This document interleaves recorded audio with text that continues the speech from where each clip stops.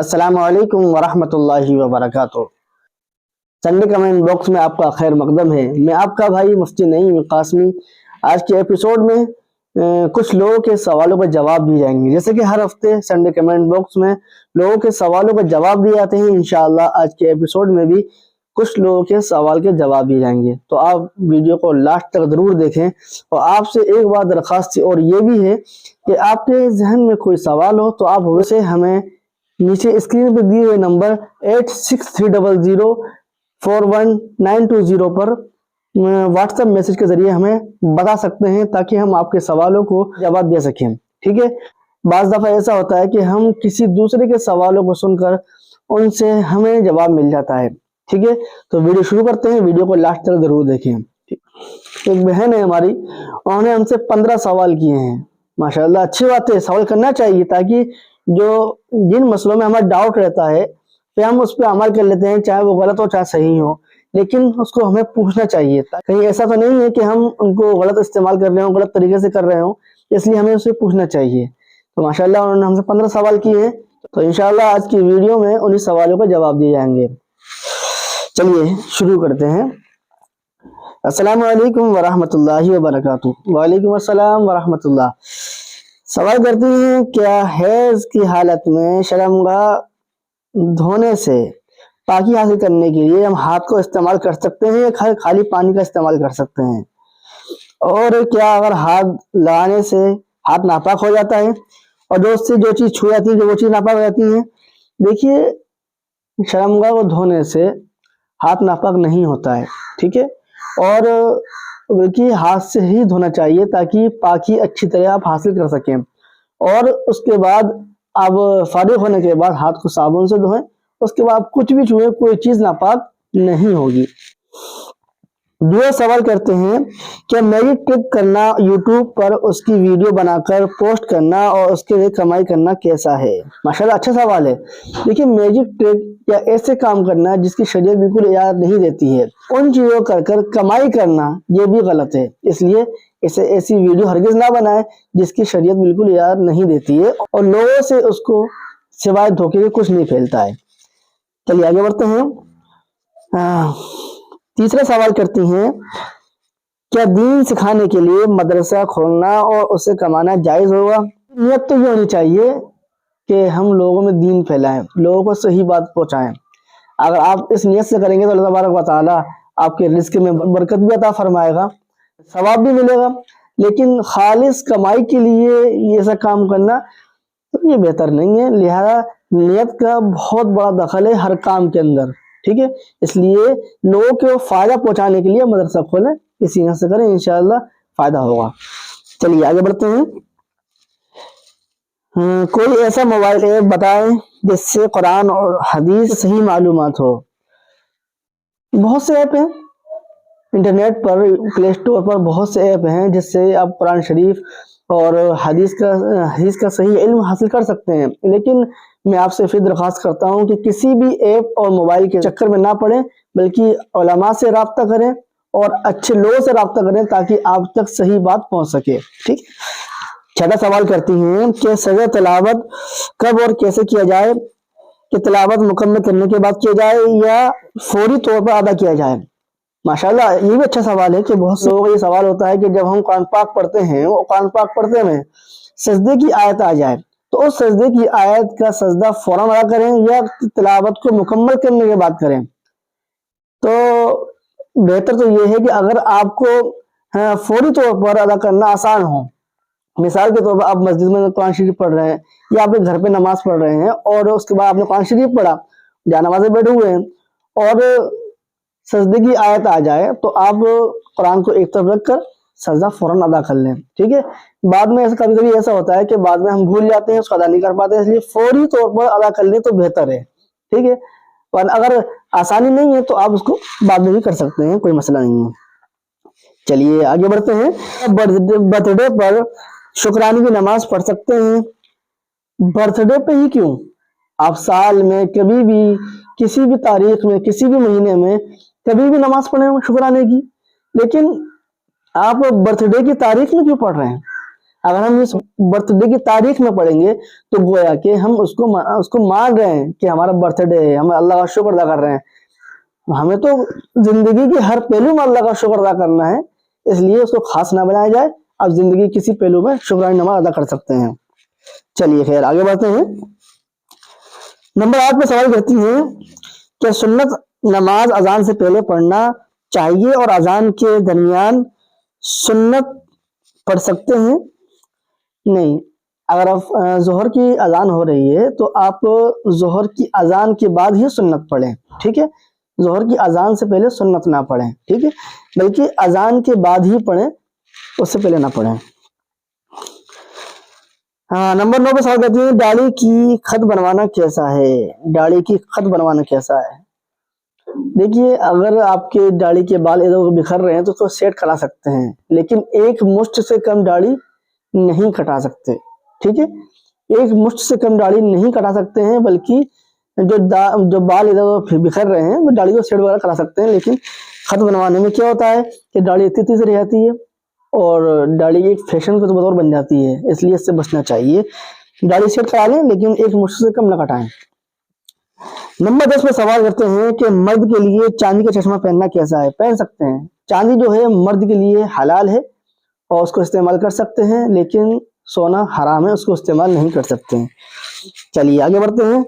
Number 11 پوچھتے ہیں کہ کسی کو بتانا کہ میں اب نماز پڑھنے لگا ہوں، کیا یہ ریاکاری ہے؟ اگر یہ بتانے میں فائدہ ہو رہا ہو، یعنی اگر سامنے والے کے اندر نماز کی توجہ بڑھ جائے، نماز کی محبت پیدا ہو جائے کہ تم بھی نماز پڑھو، بھائی ہم بھی نماز پڑھتے ہیں اب، تو اس وقت بتا سکتے ہیں، لیکن اپنے ریاکاری کے لیے، دکھاوے کے لیے کہ میں نمازی بن گیا ہوں، اب مجھ سے اچھا کوئی بندہ ہی نہیں ہے، اگر یہ نیت ہو تو جائز نہیں ہے، ٹھیک ہے؟ صرف نماز پڑھیں، کوئی بھی نیک کام کرے اللہ کے لیے، اس کے علاوہ کسی کے لیے نہیں۔ چلیے آگے بڑھتے ہیں۔ کوئی ناپاکی کی حالت میں بستر پر لیٹا ہو، پیشاب کا ایک قطرہ آ گیا ہو تو رضائی گدا سب ناپاک ہو جائیں گے؟ دیکھیے، یہ سوال جو ہے سردیوں میں اکثر پیش آتا ہے، تو اس کا جواب یہ ہے کہ اگر آپ لیٹے ہوئے ہیں اور احتلام وغیرہ ہو گیا یا پیشاب کا ایک قطرہ بستر پہ گر جائے، رضائی پر یا گدے پر، تو جس جگہ گرا ہے اب اس کو اتنا ہی دھو لیں، پوری رضائی پورا گدا دھونے کی ضرورت نہیں ہے، ٹھیک ہے؟ آسان سمجھ میں آ گیا؟ جس جگہ گرا ہے اس حصے کو دھو لیں، وہ گدا اور لحاف پاک ہو جائے گا انشاءاللہ۔ نمبر 13 پہ سوال کرتے ہیں مرد کا بال اسٹریٹ کرانا کیسا ہے؟ کرا سکتے ہیں، کوئی حرج نہیں ہے، لیکن جو کٹنگ وغیرہ کراتے ہیں کہ یہاں چھوٹے وہاں بڑے، وہاں بڑے یہاں چھوٹے، تو ایسے بال نہیں کرانے چاہیے۔ اسٹریٹ کرا رہے ہیں اور بال بہت گھنگھرا لے ہیں، بہت دقت ہے ٹوپی وغیرہ لگانے میں یا بال کو رکھنے، تو اس میں اسٹریٹ وغیرہ کرا سکتے ہیں، کوئی حرج نہیں ہے، ٹھیک ہے؟ چلیے آگے بڑھتے ہیں۔ ایک صاحب سوال پوچھتے ہیں کہ مجھے ایک سوال پوچھنا تھا کہ اگر کوئی گھر میں 40 دن سورہ بقرہ پڑھواتا ہے تو کہتے ہیں کہ ایک ہی انسان کو ایک ہی ٹائم پڑھنا چاہیے، اگر 40 دن کوئی دوسرا انسان ایک ساتھ آدھا آدھا سورہ بقرہ پڑھے تو وہ الگ الگ ٹائم پر ہو، یہ صحیح ہے؟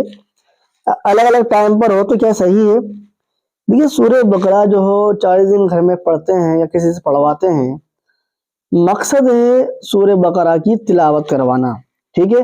ضروری نہیں ہے کہ ایک ہی انسان اس کو پڑھے، 2 بھی پڑھ سکتے ہیں، 3 بھی پڑھ سکتے ہیں، مقصد ہے گھر میں سورہ بقرہ کی تلاوت، چاہے وہ 2 انسان کریں چاہے وہ 1 انسان کریں، تلاوت ہو رہی ہے، کر سکتے ہیں، اور کسی بھی وقت کر سکتے ہیں، یعنی دن کے کسی وقت میں بھی اس کی تلاوت کر سکتے ہیں، ایک وقت کو متعین کرنا صحیح نہیں ہے۔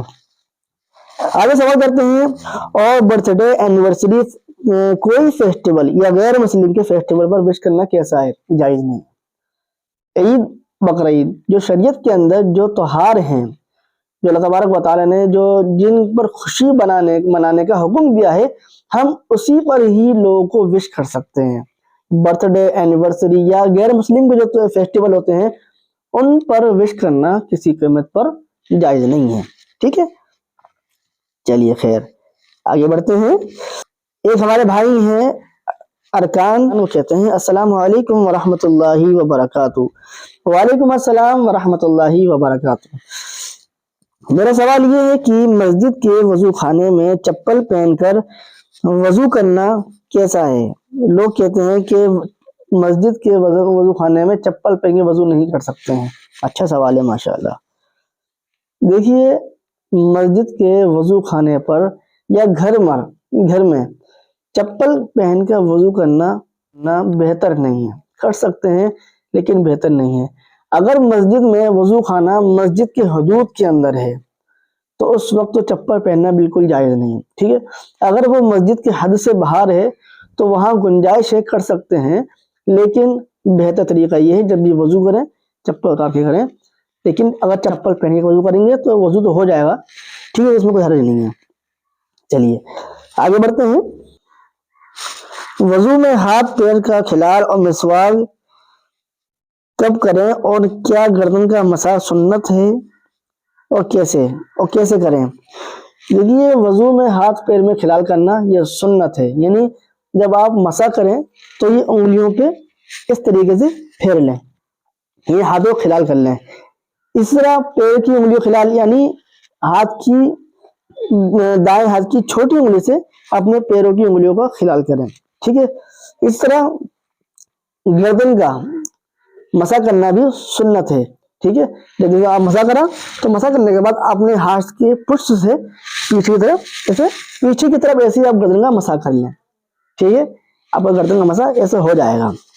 آگے سوال کرتے ہیں کیا کسی سے یہ کہنا کہ تم میرا مال بکواؤ تو میں تمہیں کمیشن دوں گا، یہ جائز ہے یا نہیں؟ یہ تجارت جائز ہے؟ اچھا سوال ہے۔ آج کے معاشرے میں دیکھتے ہیں کہ کسی دکاندار نے کچھ لوگوں کو سیٹ کر رکھا ہوتا ہے کہ ہمارا مال بکواؤ، ہمارے پاس گراہک لے کے آؤ، ہم تمہیں اس میں کمیشن دیں گے، حالانکہ یہ جائز نہیں ہے، ٹھیک ہے۔ ہمیں دکاندار تو کمیشن دے رہا ہے، اسے پتا ہے کہ ہم اس کو دیں گے، لیکن جو خرید رہا ہے اس کو بھی معلوم ہونا چاہیے کہ جو بیچ میں ہمارا مال بکوا رہا ہے اسے بھی کمیشن مل رہا ہے۔ اگر اسے معلوم ہے تو ٹھیک ہے، اگر اسے معلوم نہیں ہے تو جائز نہیں ہے، ٹھیک ہے، سمجھ رہے بات؟ ہاں اگر ہم اس سے مال خرید کر ہم بیچیں اس کو تو جائز ہے، یہ کمیشن لے کے مال بیچنا جائز نہیں ہے، ٹھیک ہے۔ چلیے خیر آگے بڑھتے ہیں۔ سوال کرتے ہیں ایک صاحب ہیں، وہ پوچھتے ہیں السلام علیکم ورحمۃ اللہ وبرکاتہ۔ وعلیکم السلام ورحمۃ اللہ وبرکاتہ۔ پوچھتے ہیں توبہ کب تک قبول ہوتی ہے؟ اچھا سوال ہے ماشاءاللہ۔ توبہ تو ہمیں زندگی کے ہر پہلو میں کرنی چاہیے، روزانہ جب بھی بستر پہ لیٹیں، جب بھی گناہ توبہ کرنی چاہیے، جب بھی نماز کے بعد اپنا ہاتھ اٹھائیں اللہ سے توبہ کرنی چاہیے، پتہ نہیں یہ سانسیں کب بند ہو جائیں۔ اب بات آتی ہے توبہ کب تک قبول ہوتی ہے۔ توبہ جب تک نزاع کے وقت یعنی مرنے کے وقت جب تک موت کے فرشتے نظر نہ آ جائیں اس سے پہلے توبہ قبول ہوتی ہے، ٹھیک ہے۔ تو آپ کبھی بھی توبہ کریں، توبہ انشاءاللہ قبول ہو جائے گی۔ آگے سوال کرتے ہیں کہ کیا تقی عثمانی، ڈاکٹر اسرار، ڈاکٹر ذاکر نائک، طارق مسعود، طارق جمیل، سید مکی الحجازی صاحب کو سننا ٹھیک ہے، اور کیا کسی عالم کو، کسی امام کو فالو کرنا ضروری ہے؟ جی بہت ضروری ہے۔ 4 امام ہیں، وہ چاروں حق پر ہیں، لیکن کسی ایک امام کی اتباع کرنی چاہیے، ٹھیک ہے۔ جیسے کہ طارق مسعود صاحب ہیں، مفتی مولانا طارق جمیل صاحب ہیں، ٹھیک ہے، اور یہ سید مکی الحجازی صاحب ہیں، یہ تمام کے تمام حنفی مسلک سے ہیں۔ آپ انہیں فالو کریں، آپ سب کو سنیں لیکن فالو ان کو ہی کریں۔